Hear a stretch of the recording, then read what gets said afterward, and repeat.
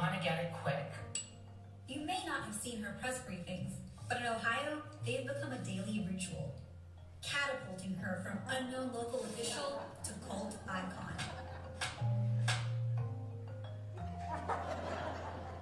Hi, my name is Acton. Any questions? Dr. Amy's going to help us find out the coronavirus. In her youth, Dr. Acton overcame neglect and homelessness on her way to being crowned homecoming queen. And last year, she became the first woman appointed to run Ohio's health department. Under her, Ohio has become a leader in responding to COVID. It declared a state of emergency with just 3 confirmed cases. And it was the first state to shut down schools. Later that same week, some governors were still proudly eating in packed restaurants. And Dr. Acton issued a stay-at-home order affecting more than 11 million people when the death toll was still just 3. So how did Dr. Acton do it? To find out, we watched more than 7 weeks of press briefings, and we noticed themes that, well, let's just say other leaders should pay attention to. First up, she empowers us. Take a look at this clip from the day Dr. Acton issued that stay-at-home order. I don't want you to be afraid. I am not afraid. I am determined. But I need you to do everything. I want you to think about the fact that this is our one shot in this country. All of us are going to have to sacrifice. And I know someday we'll be looking back and wondering, what was it we did in this moment? Of her 65 words there, 12 are pronouns. Her repeated use of I tells us she's in it with us. She's taking ownership. Her use of you makes the audience feel a connection with her, even though we're watching from home. Toward the end, she switches from singular to collective pronouns, signaling that she's just like us. And we're in it together. She's in charge, yet she's made us feel like the heroes. There are everyday heroes everywhere. We know that not all heroes wear capes. You're heroic when you stay at home and watch your neighbor who's a nurse's child. I know you're all donning those capes in big ways and small ways. Please help us. Thank you. Ohioans were inspired, not just to stay at home, but to spread her messages to each other. Another theme of Dr. Acton's briefings is brutal honesty. And to understand this one, we have to take you back to mid-April. People were getting restless, wondering when things would get back to normal. So I do hope no one at home thinks like it's wide open May 1st, going back to life as normal. The rules have changed and they're not going to be quite the same. Life will be different for quite some time to come, and maybe in some ways that are permanent. She's preparing us for the long haul, even if it's not what we want to hear. It's really hard to hear that, but we are not going back to 6 months ago. That's not the reality we all face. This is something she does a lot, actually. Setting up bad news with a warning. Ohioans, I know that's hard to take. I know that's a hard truth for people because we want there to be a right answer in a right way. And I know this is a deep breath we all must take. Dr. Acton's also honest about what she doesn't know. You have to be very clear and transparent with you. All of these numbers are a gross underestimation, and we have no real idea of the prevalence of this infection yet. A lot of leaders just avoid talking about uncertainty, but when Dr. Acton repeatedly says, "We don't know," it's actually calming to hear her admit what we all feel deep down, that we just don't have the full story. And finally, Dr. Acton sees vulnerability as a strength. After watching dozens of hours of briefings, there was one word we kept hearing over and over. Please just acknowledge and give a name to what you're going through. Acknowledge it with each other. And so I just want to acknowledge that these are still really tough times. This is wearing on all of us, and I just want to acknowledge that. I just want to acknowledge that all of us are feeling this. It's such an unprecedented time. Hearing Dr. Acton acknowledge our harder emotions forces us to face them head on. Stuffing down fear and sadness just causes more stress and may make us act more selfishly instead of empathizing with each other. You'll have days when you're anxious, but don't kill yourself over that. Please know and forgive yourself and try again. And take a look at what she does here. Every day I go through stages of grief. I go through, denial. I go through a little anger. I go through a little bargaining. I don't have to wear this. I might not need it. This isn't true. I get a little down. When she tells us she's struggling too, we feel seen and heard and less alone. And maybe that's all any of us want right now. In a pandemic, the words our leaders choose can save lives. As of the end of April, Ohio had recorded fewer than 1,000 COVID deaths. By comparison, neighboring Michigan suffered more than 3,000, even though Ohio has a bigger population and had its first case 3 weeks earlier. Of course, other factors help explain this, but Dr. Acton convinced millions of Ohioans to stay at home, not by ordering them, but by inspiring them. People at home, you are moving mountains. You are saving lives. Again, I get emotional talking about this because this is no small thing that we are doing together. It is so incredibly hard to have shut down our lives the way we have. I am absolutely certain you will look back and know that you helped save each other in this state. The impact is profound. Please at home, don't stop.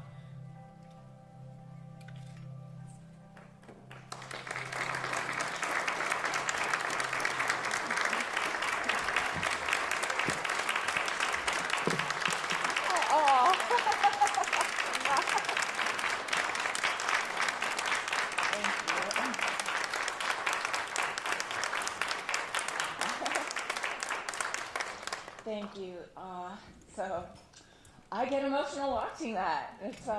It takes us back, doesn't it? That was May. That was a video op-ed by the New York Times in May of 2020, just as we were reopening. Just to give you that perspective. And here we are 3 years about later. And so, first of all, it's an honor to be with you. I'd love to take you a little bit behind the scenes of all of that. There's many stories that link me back to Cleveland and what was going on. I hope you can hear me okay. And I agree, I don't ever take being in a room like this for granted. Again, it is just a joy to be here and be here together. So, you know, people don't know this. I started to call myself the Ted Lasso of politics because I did not know a governor. There were a whole series of serendipities. You know, my whole career has been public health. Grew up in Youngstown, trained at Neo-UConn, so I went right out of high school. Went to New York City for a while, Albert Einstein. Turned out to be the crack cocaine epidemic.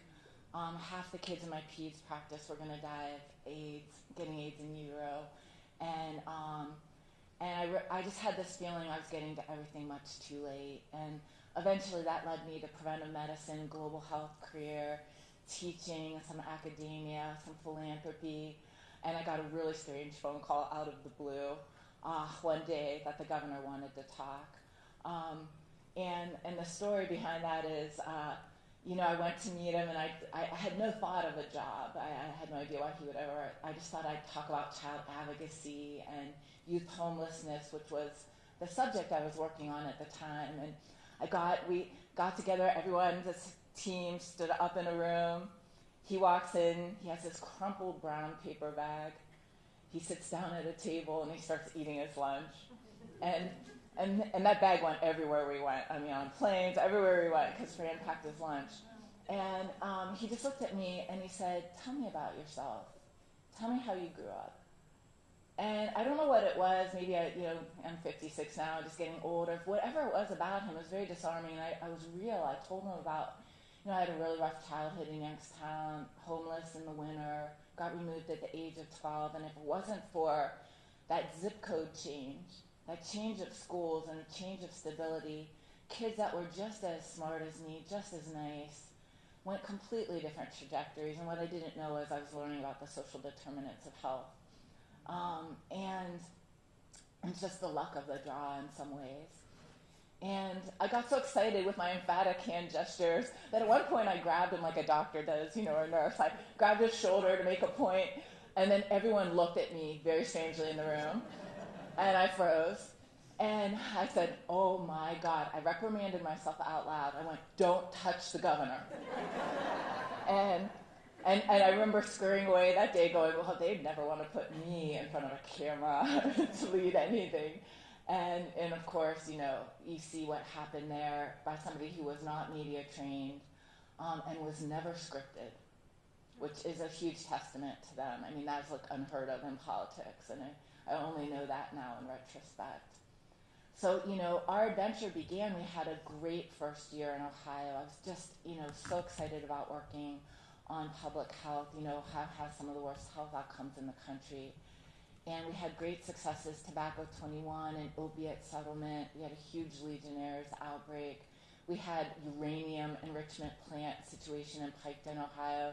We were coming to Cleveland. I was meeting many of you, and then heard a very strange World Health Organization story right at the end of December about a strange virus, and so the adventure began.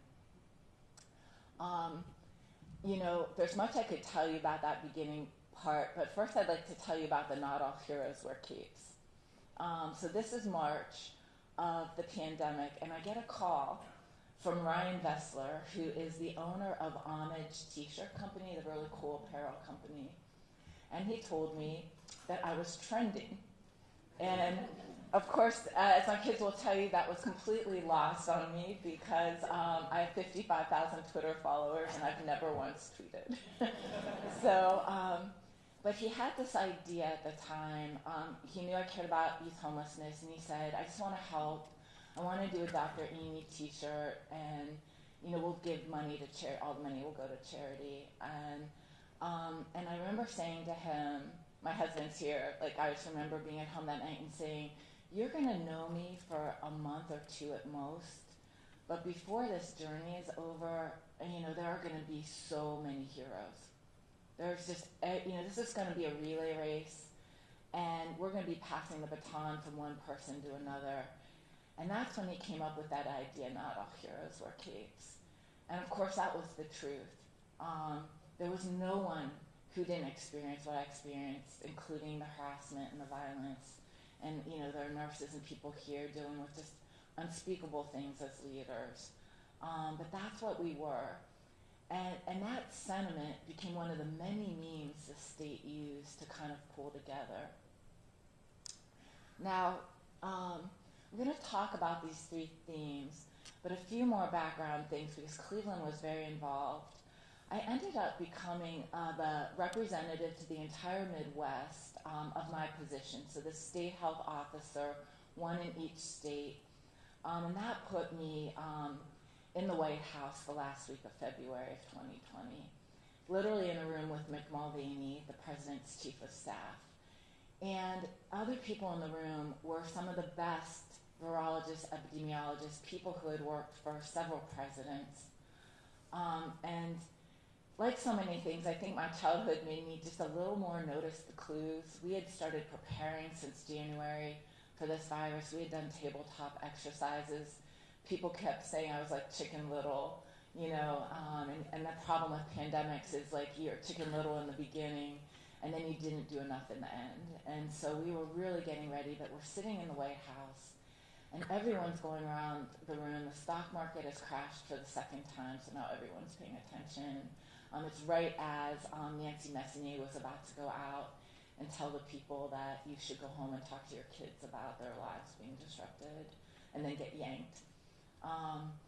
And people gave their best epidemiology and virology advice, and it got to me and pretty much everything had been said. So I don't know why this came to me at the moment, but I just said, would you please tell the president that this is the higher angels moment? This is the FDR, Winston Churchill time. We are at war with a common enemy. And I used to teach my global public health class at OSU that if we only got invaded by aliens, we all of a sudden realized that we were all on the same team.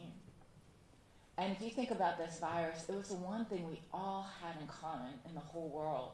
And the United States had invented the very way to deal with it and taught the world. So this was a chance as a leader to lead the world through what was going to be a scary, scary time. And I just, I said that to him. I remember Mick Mulvaney kind of shaking his head. He was gone 2 weeks later. I literally turned around, got on a plane, flew to Metro Health here, toured the infectious disease unit, the governor and I came out for the first time, again, not press trained, and sitting in a room with the press, and we made this promise. We said, we are going to tell you the truth as we know it. And we got in the cars driving back to Columbus and started talking about the Arnold Classic. And by the end of that day had made a decision that this was a mass gathering and that we had people from 80 countries, 250,000 spectators, something to the economy for the mayor of Columbus, $50 million to the economy, and a huge decision to make. And we made it. And from there we made a series of the hardest decisions you could make. And that's the truth of how it all started. Now, what other people don't know, there were so many serendipities that happened to me. What I was doing was following something called the pandemic playbook. It had been invented after 9/11 by George W. Bush. What they discovered is that the gravest security risk to this country is a pandemic or a biologic weapon. And it's the virus itself, as we have seen, as devastating as it is one thing. But what it does is unmoors everything. And we saw what happened to our supply chains. I mean, we had Hunger Games. You saw me on TV, but behind the scenes, I was talking to all the CEOs of the hospitals as we were trying not to outbid each other on PPE. People were stealing boats at port. We didn't have enough amoxicillin or cotton swabs. So our supply chain was a huge vulnerability, and we see huge consequences of that. But it also lets bad actors take advantage when the people get this unmoored. And of course, even in 1918, there are pictures from Cleveland of the anti-mask societies. So again, it's hard for us to put our head around an enemy that is invisible. I kept thinking, like Ghostbusters, if we could only throw some green dye and could see the little blobs floating around, we'd be like, oh yeah, we're gonna get you, But unfortunately, we had our worst science fiction nemesis in this virus. It's invisible. And what I used to tell our legislature was, when I do a great job, when I knock it out of the park, you can't see what I did because I prevented it. And that's the problem with a lot of the work we do, right? And that was the problem with us even flattening the curve in the beginning, which we did. And Ohioans led the world. But it was no order I could do that would ever be able to flatten a curve. You couldn't say, what are the words you're going to use to explain to people that their lives are going to fundamentally change? It took actions of all of us collectively. Not all of us, but most of us. Because if most of us do the right thing enough of the time, I knew all of us would get through. So I knew my job was to teach people to pull one another up on that life raft, to help the nurse's child as she's doing the double shift, to check on the elderly neighbor and make sure they have enough to eat. And that's a lot of what we began to do. So this playbook, you never want to have to pull that throttle down. And people don't realize that the mortality rate, this was a horrible disease in the beginning.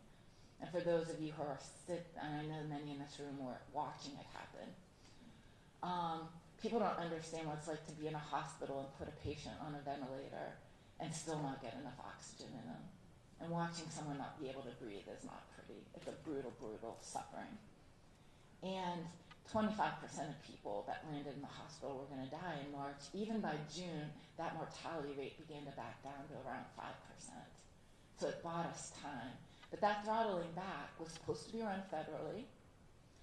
And there's huge wraparounds because they knew from the very beginning when George W. Bush wrote it based on John Barry's book, The Great Influenza, that's where it all began, that you'd have to do action after action. The next thing you do is try to help small businesses stay and help, and there's all these things and policies you put in place.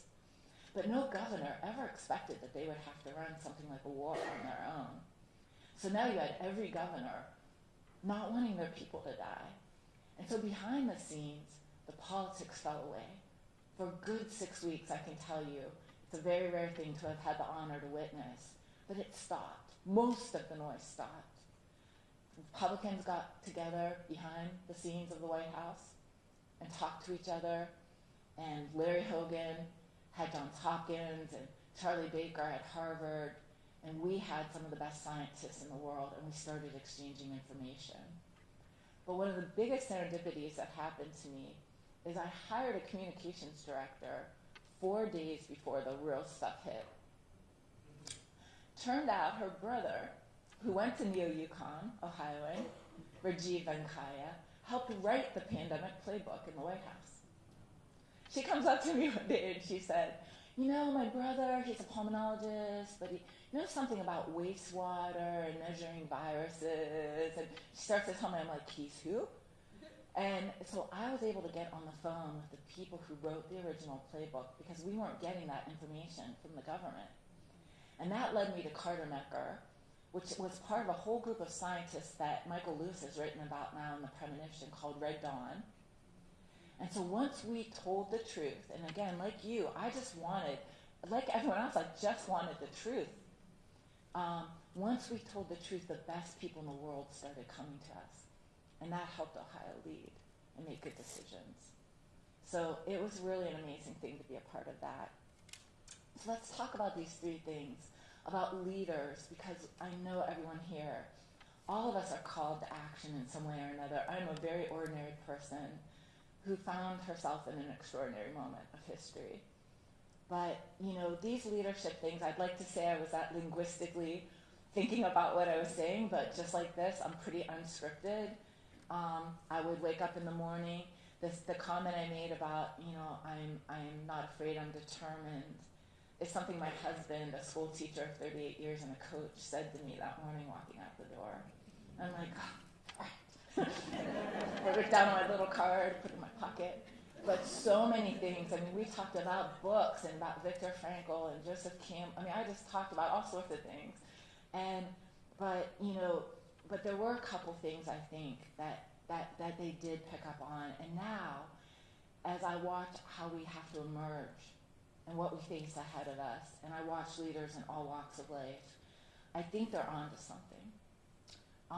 First of all, that FDR thing was true. You know, this is a humanitarian disaster of scale and scope and duration. And the times we are in, make no mistake, it's not over. This is another phase. There's much more ahead of us. We must co-create our democracy generation after generation. And we are at another phase of that in our country. A bipartisan group has looked at this and said there were 4 big inflection points in our country. The beginning, the Civil War and Reconstruction, the Civil Rights Movement, and what we're going through today. And so these are times that we need leaders who are intentional and speak to us in ways that are meaning-making and true. Like we're asking something more of our leaders. Brutal honesty is a good place to start. I don't know, that's just from my childhood. I just grew up in a way that I can face anything as long as you put those cards on the table. Because then I can start to problem solve. So I could take anything as long as people put that on the table. And in public health, we're always trying to get multiple systems of people from business and medicine and government and nonprofits and everything around the table to solve the hardest problems in society. So I just didn't know any better, but I thought people would like that truth and they'll start to solve problems that I can't solve alone. I think it's really important that we move forward in that way. And it's surprising. You think that would make people more afraid, but it actually does give them comfort.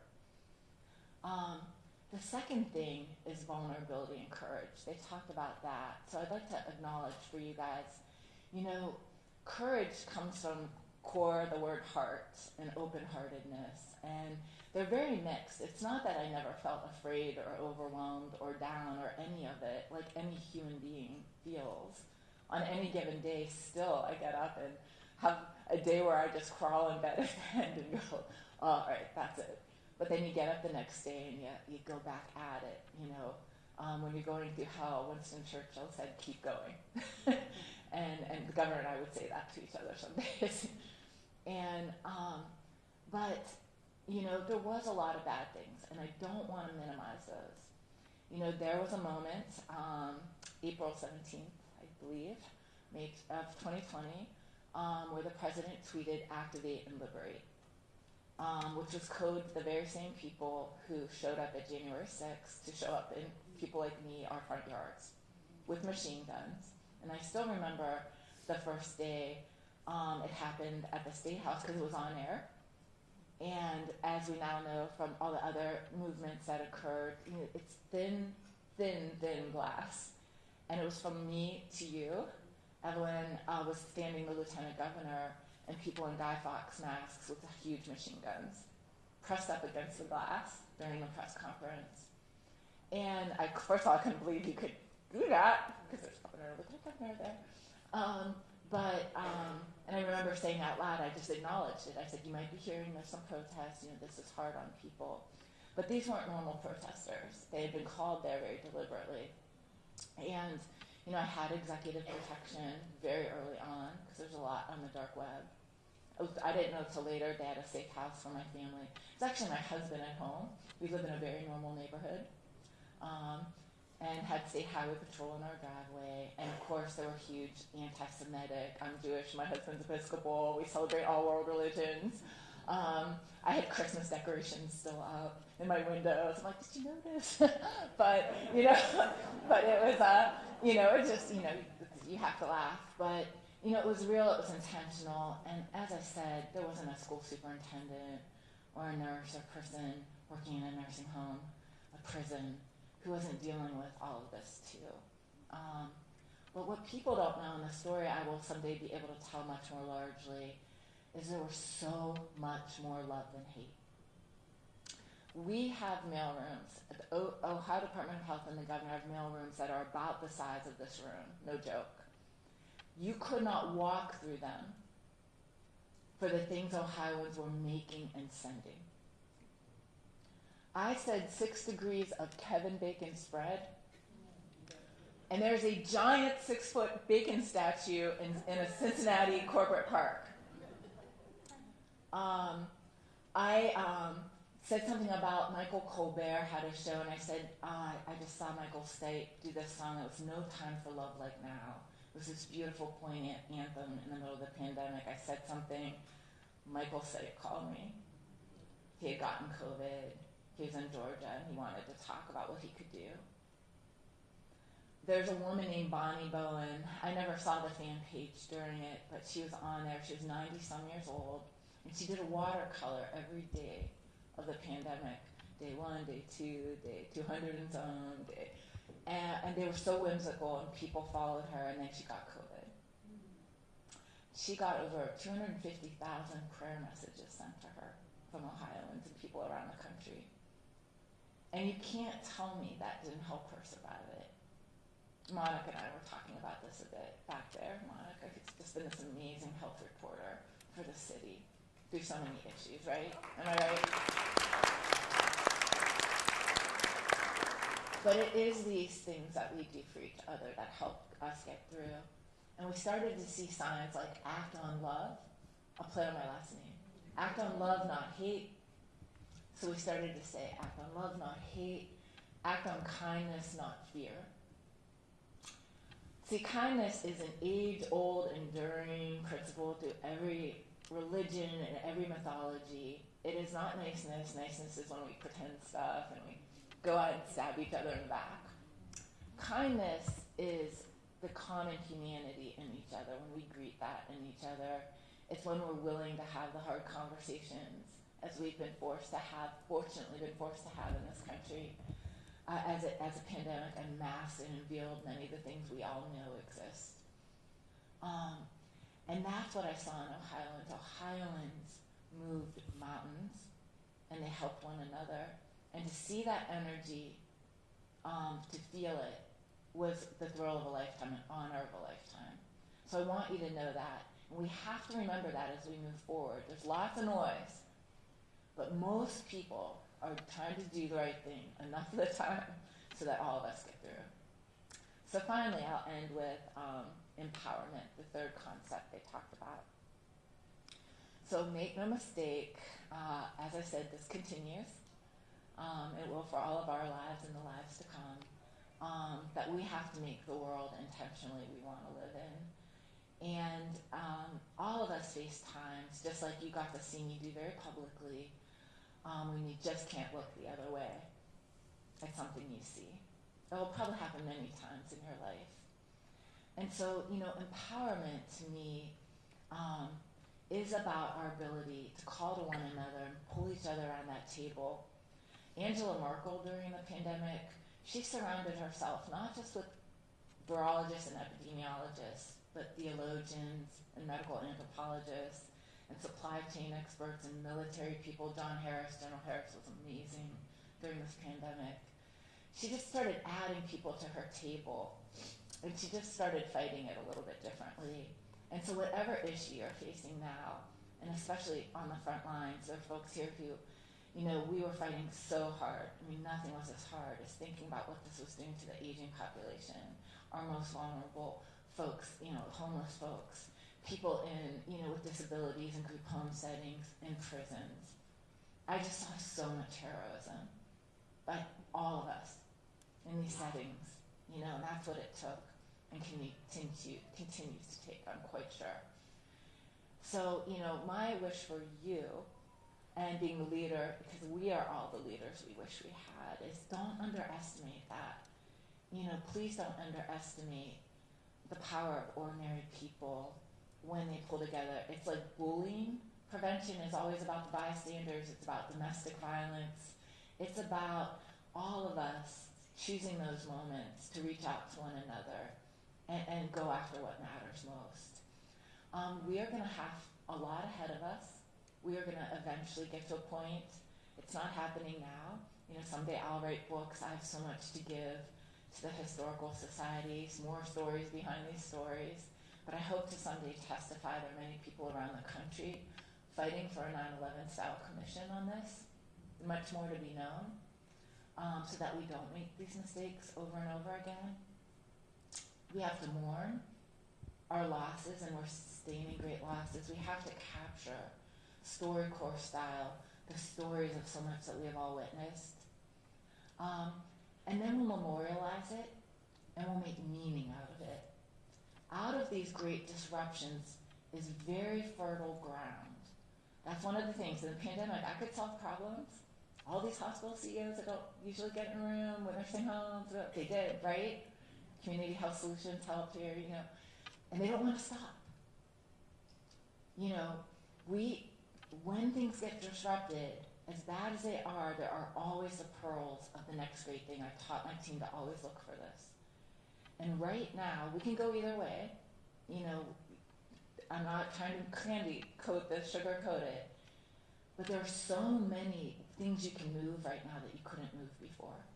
Our supply chain is coming back. This is tremendous time for Ohio. Tremendous opportunity.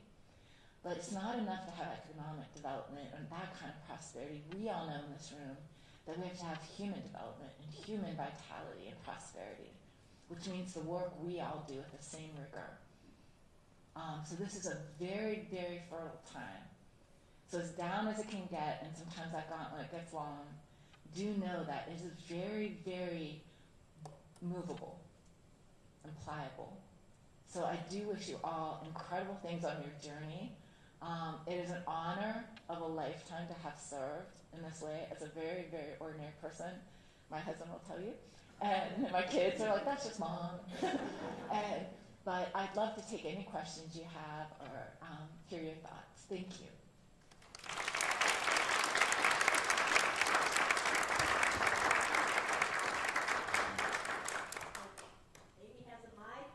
I'd love to hear any thoughts or just share something of your experience during this, because I always learn so much from what you've been through.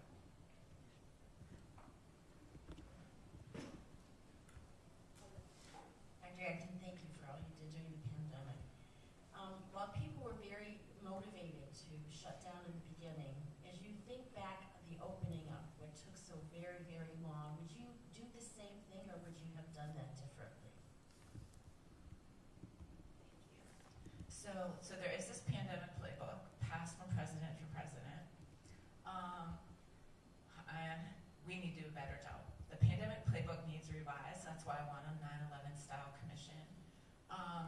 First of all, the communication thing. For those of you who do crisis communication,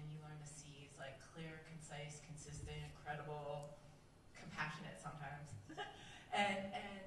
But obviously with this kind of trauma, we needed something different. So there's a lot being studied about communication now, and then obviously the misinformation piece. The throttle down, starting with mass events and getting down to, again, we made a call in an election. And that looks so awful, but again, you're looking at the right to vote versus someone's health. And we didn't have enough poll workers. We were trying right up to the last minute on the election, working with Frank LaRose very closely to try to keep the polls open. Well, maybe the teachers who are now at home could work the polls. But in the end, the governor was weighing really, really hard decision. And I think it was a good one because we saw what happened in other places that went forward. So, even though they had these general categories, it's so nuanced, and they have the throttle down, but they're not very good about the throttle back out. Now, I can tell you, the American Enterprise Institute, very conservative group, had a plan for reopening. Scott Gottlieb. The Governors Association, bipartisan, plan for reopening. The White House, plan for reopening, but then they threw the plan out. In Ohio, we worked tirelessly. We had from the beginning in March, I started a reopening team. We didn't have data in Ohio because our systems are so old and never funded. I mean, it's scary. We have data systems that are antiquated in government.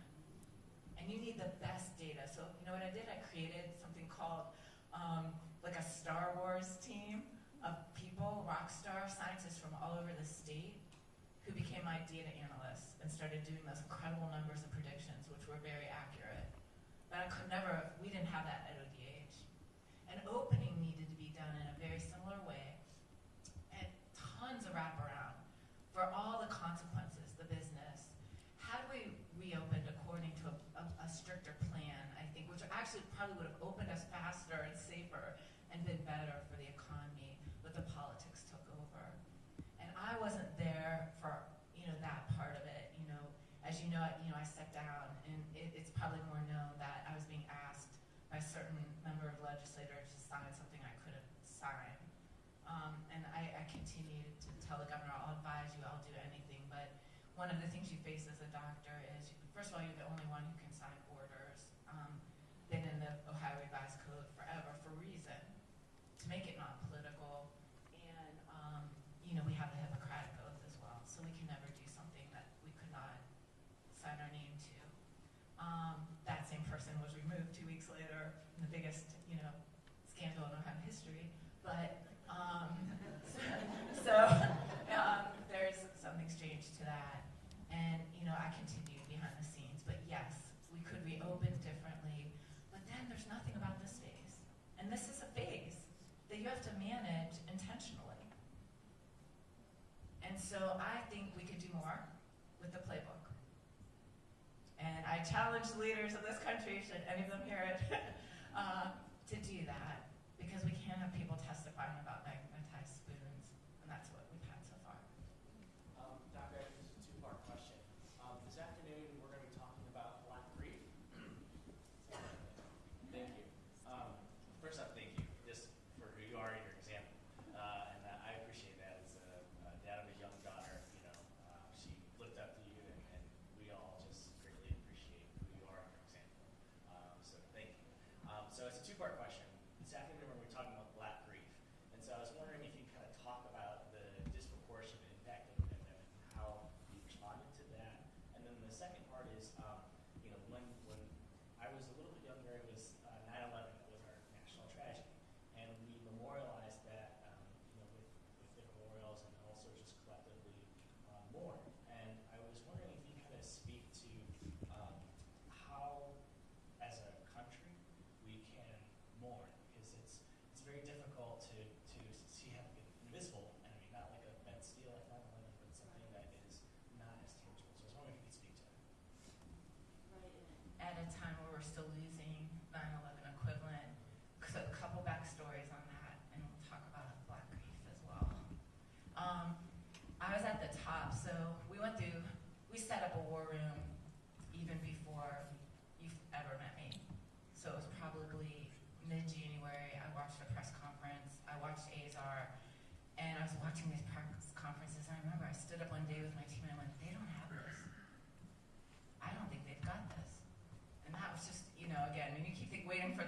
to come and it's not coming. And my husband was on with calls with the CDC and they weren't saying much of anything, and you're like, huh? Like, yikes.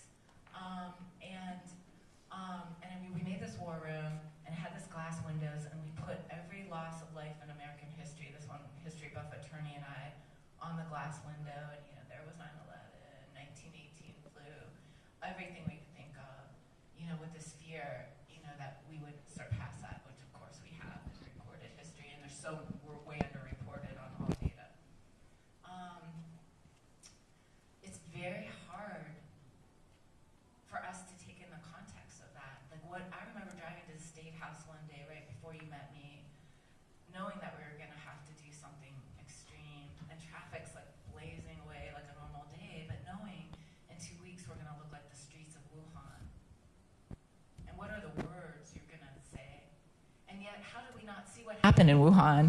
And how do we not think the Japanese princess there were conferences like Biogen, 2 people went in and 70 people went out in ambulances. Like, the clues were everywhere, which is why we all felt so unsettled that no one was telling us the truth. Like, somewhere in us, we're like, this doesn't quite, like, can't that happen here too? And so that is a huge part of all of this. But it is really hard for people. And then you talk about the duration. So it takes really, I think, special leaders, and you really need them at the top, especially at a time of war. And then the unmasking of everything else. So there is a day, if you go back, this is another hidden story from the pandemic, there was a day I wasn't on a press conference, which was weird. But we were in an intense debate about racism as a public health issue. And I said, you know, the reporters are going to ask me questions, and they're going to ask me if racism is a public health issue. And I've just taught a whole course in it at OSU. Like, I'm not going to be able to not say that. And people don't understand. It's such a blanket statement. It sounds catchy, but people just don't understand how the experiences we have get encoded in our skin, how our mental and physical is wired to our cortisol system, and all these other things that impact our health and all the data. You know, it's a phrase, so of course it's politicized. But yet, if asked about it, I was going to have to say something. And the very next day, the governor came out and he said racism is a public health issue. And that was right before things really heated up. I acknowledged what happened in the call from Mom on air because I was devastated. So, George Floyd, it broke my heart. And I named it. And so what happened is it just exposed our vulnerabilities at every level in this country. It's why it's a security issue. And we all know there's just so much that's great about our country. There's so much in ways we have diversity and things unlike places in the world, because I've traveled this whole world. But I've been in Rwanda post-genocide, and the infant mortality rate is lower there than it is a block from my house. So, you know, we gotta be honest about that to fix it. Not because we're like, you know, we just gotta put the cards on the table. And it's really hard to do that. And again, you probably know I was asked, people approached me after January 6th to run for US Senate. I'm not a politician, I'm a doctor. And the operative world, and again, I didn't understand it. I understand it now more, and I'm learning all I can. I was so honored to be asked because you want to serve. But I also knew that I couldn't get my head around it because so much of how it works, for again, there's reasons that works under certain circumstances. That's exactly how it works, and people are excellent at what they do. And people surrounding a governor or a president are excellent, but they don't operate at this, humanitarian disasters of scale and scope. They're not prepped for that, and that's the world we're living in now. And you can't, I knew I could never get out there and just do sound bites. I honestly, and love Tim Ryan, but I could never say China, China, China, knowing that there's anti-Asian sentiment in our first PUIs on a Miami campus. But that's how our world is working right now. And it's not, again, everything conspires to that, because that's how you win. And so I think in a nuanced time, it's really challenging us as leaders. And we're gonna have to be a little more brave and break some of those rules. And take some chances, which means you have to be willing to lose an election or lose your job. Sometimes. Use it wisely. Most often you don't have to, but, that's the kind of, but when you look back to all of history, that's always what it's taken, right? So the grieving continues in so many marginalized communities, and all of us. There's so much mourning, there's so much mental health, we know diseases of despair. But Vivek Murtry, the Surgeon General, his book on Together is about the healing power of connection. So a lot of the work I'm doing now using nature as a vehicle for connection. Nature was the one place we all found in common. It's like the last source of non-politicized space I can find to operate out of, but make no mistake, I'm not kayaking, I'm undoing redlining and doing the social determinants. People just kayaking, don't mind me. But what it was is, it's public health. It's about these places we come together. Your mayor is doing a new 15-year plan. You already have amazing nature. But it's about connection and the things that heal us mentally against and help inoculate us against diseases of despair. So the work you do is vital. And I hope that answers somewhat your question. I'll get right to you. Thank you, and I just love you too. I should have a sign. But I'm going to ask you, perhaps unfairly, to get out your crystal ball. Because looking into the future, are we going to see a virus that we really begin to understand and can perhaps eradicate, like we've done some earlier viruses that impact us greatly? Or is this going to be like the flu, that the basic components of the virus will remain with some mutations each year, that we'll have to get a booster now for the rest of our lives for COVID? Or will we get rid of this? Thank you. So, I'm a generalist. I'm not a virologist or epidemiologist, and I'm not following it the way I did every day. We missed the moment of stopping the spread and trying to contain it. The very first mitigation things you would do. Coronaviruses are tough, and I think they're with us.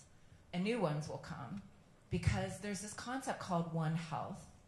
It was actually coined by the dean of the vet school at OSU. It's a G7 concept that countries are talking about, where animal health, human health, and the environment, the ecology is all one ecology. In some ways, it's like, no kidding, but these ecosystems are disrupted, they are influencing each other, and so we expect to see more zoonotic diseases. And of course, the flu season this year is really the concern that many in this room probably have, just watching how it's played out in the southern hemisphere. We are likely going to have a tough flu season. And people don't realize, like some years in Ohio, or in the United States, we would lose 30,000 people to flu. Other years it'd be 60 or more. And so we just have grown to say that's acceptable at some level, or we can't, this is all we can do to prevent it. The tough thing for our work is when you have these silent victories, when you do, mothers, we have polio. How could, mothers didn't want their kids to go out and play in the spring, and they would have stood in line forever to get that shot. And so, but when you don't see it, you start to have that mismatch. So I suspect that's not going to end. I also very much think that just like people have developmental stages, our society, there's a lot of thought about modernity having stages, and we're cycling through phases of history. I suspect that this is going to remain a disrupted time from what it looks like around the world, and it might last many years to come. Again, I personally also know, though, that it's out of that we start to solve things differently. So it might be that necessary way life evolves through things. And we talk a lot about the suffering. I mean, our kids, we talk about COVID and our children. And I call them Generation C, not for COVID, though, but for just the amazing, they are suffering. We're not making minimum of that, but they also see things differently. So when I'm with, university students or younger students, they are not afraid of hard conversations. They think more collaboratively. They think outside the box. They're compassionate. There's something coming out of, Nietzsche said suffering is essential for the soul. And, our soul is being forged. And all of life has that. We know that. No one here goes unscathed. And so I do think it's going to remain a disconcerting time. But this is exactly the time you're needed. That's why this is called The Leader we wish we all had as you. Because this is the time that people begin to make changes that we've been hitting our heads against the wall, for decades on. So I have hope in that. And hope is optimism with a plan. So make your plans. Where is it?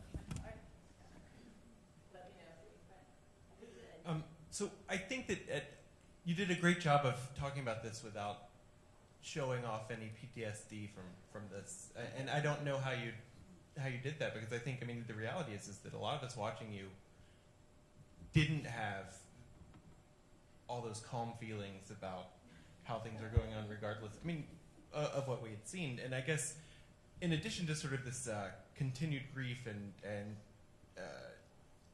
other scare of viruses, I guess I really worry about sort of PTSD and sort of this long-standing social impact of the emotional distress that this caused on people. And I was wondering sort of what you think beyond just sort of like BetterHelp and other apps and other things like that, how do we address that in society and as people are seeing their lives change yet again? So, I hope people felt, the media said I was calm and determined, and all of you, when you're with a patient, what do? Right? I was just being a doctor, but I feel all the same things, and obviously, I had a childhood that was full of trauma, which makes me, again, great in a crisis, hyper-vigilant, notice clues no one noticed, you bring me that, but how about ordinary life? It's really hard. Can't pick out what dress to wear. Can't make any decision. Oh my God, it's so overwhelming. And so, we are having this collective trauma. I would say it's also collective waking up and opening up. And sometimes when we are closed down and complacent, we gotta get hit a little harder to kind of become more human.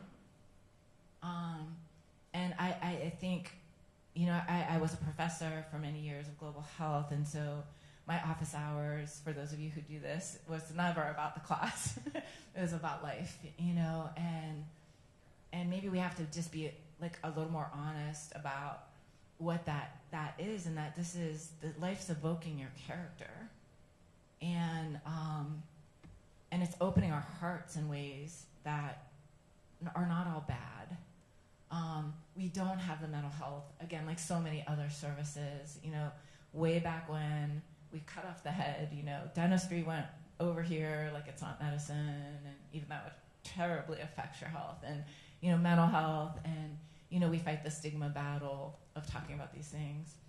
And I've always had this feeling like we're hardwired, it's all one thing. And if you touch a stove, your finger pulls off, like a reflex. And I've often tried to see even the anxiety and depression or things I have felt in my life as also like clues and something to pay attention to, and helping normalize that. Again, I do not have the answer to our healthcare systems not funding what we need, but I think this is, society is shifting in this way. And again, the preventative, the cost effectiveness is proven, but catching up in our policies to actually do that, as we know, is very, very difficult. But yeah, name it. I guess that's why they poked at acknowledge. I think that's always the beginning step, is acknowledging.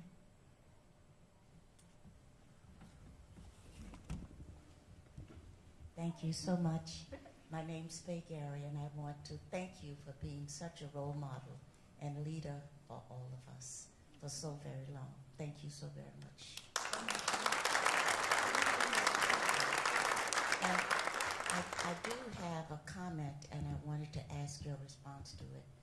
Some years ago, I had the opportunity to have an encounter with a very famous poet, Maya Angelou. And the conversation, from my perspective, was justice is the queen of all of the ethical principles. And she said, no, my dear, it's courage. Because without courage, justice is stillborn. So I heard you say courage. Leaders without courage can do very little to move a system or to address the issues that we face. And I heard you talk about collaboration and bringing different people to the table. That takes courage. So I'd like to know, how is it that you've developed courage to be so excellent in what you do and to keep moving forward, to make contributions in another way? Would you tell us how to do that? Well, again, I can't say enough that I'm a very ordinary person and I'm nowhere near a perfect person. I do think in my childhood something happened where, you know, I remember the kindness of strangers or the one teacher who was kind. I remember teachers who were cruel. I remember strangers walking through the north side of Youngstown who'd see my brother and I hungry and feed us. I'd see other parents turn their kids away because they don't want them to play with the dirt ball. You know, you're scared of the kid who's in neglect and poverty. And I read a lot of books. So what saved me, honestly, was like being able to run around outdoors in nature and see some beauty. But the biggest thing that saved me were books. And I would take a book. There's one point, my brother and I were kept in a basement for like quite an extended time. But I still had to go to school. And so I'd take a book out every day and come home and read it at night and take it back the next day. And that taught me that there are other lives out there. And I somehow in there, I think concepts of justice, I started drinking them in. And courage, you don't know what you'll do. I always wondered if I was in a war and, you know, the guns are, like, what would I do? And honest to God, like, it all fell away in that moment. Like, you don't want, I felt 11.7 million patients, or my patients, I didn't want one person to die. And I would have jumped in front of a gun. I just knew it. In that moment, I just knew it. It just fell away, like it came, because I didn't want to look the other way at the moment. And I knew, well, yikes, it's me.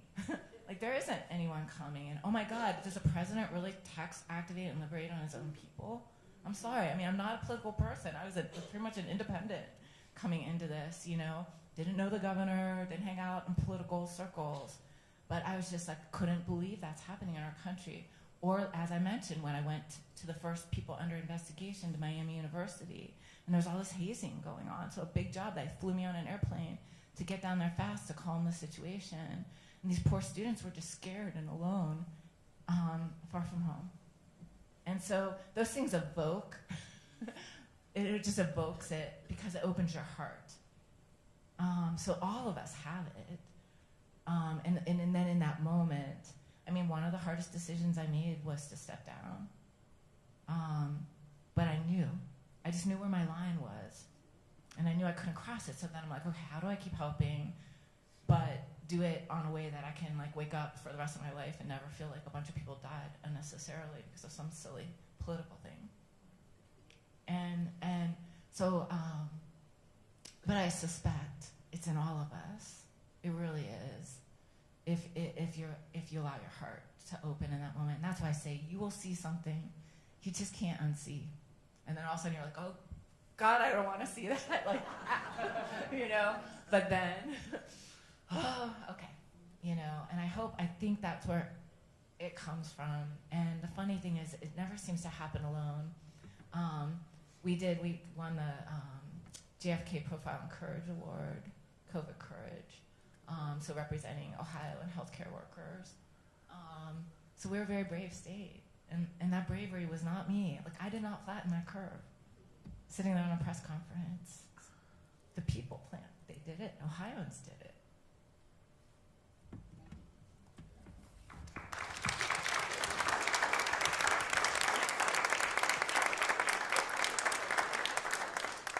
Well, I just really want to tell you how inspired I am by you today, because I've been a comedian for 40 years. When COVID hit, my career went away. And I was accepted to Miami University in Oxford, Ohio. And I'm working on my doctorate in gerontology. I'm 70 years old.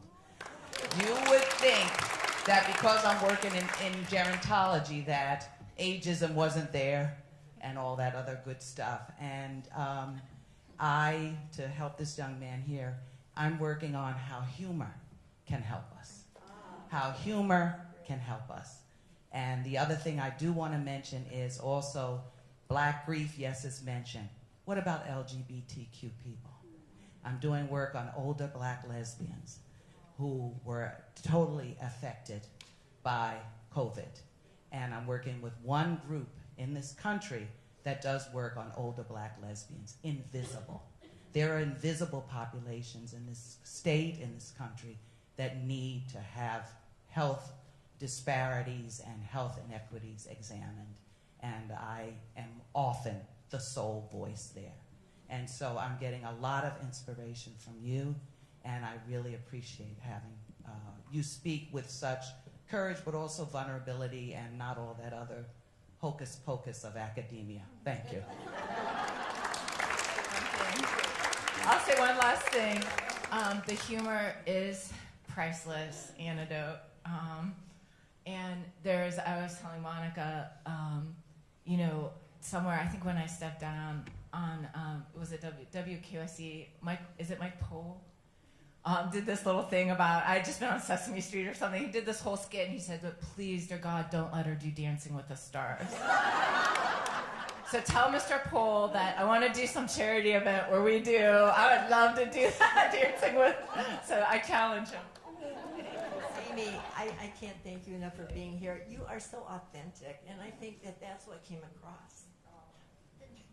It is a trigger moment just to go see those videos again. I'm sorry, I'm a real crying person, but you're so fantastic, and we can't thank you enough in Ohio. And we just appreciate you coming today. Thank you very much.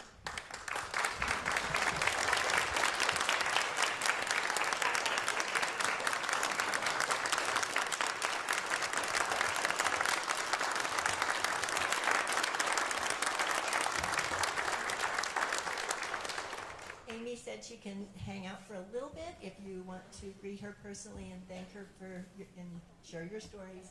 And we thank you all, and we'll have a break now, so you can go outside. There's more coffee.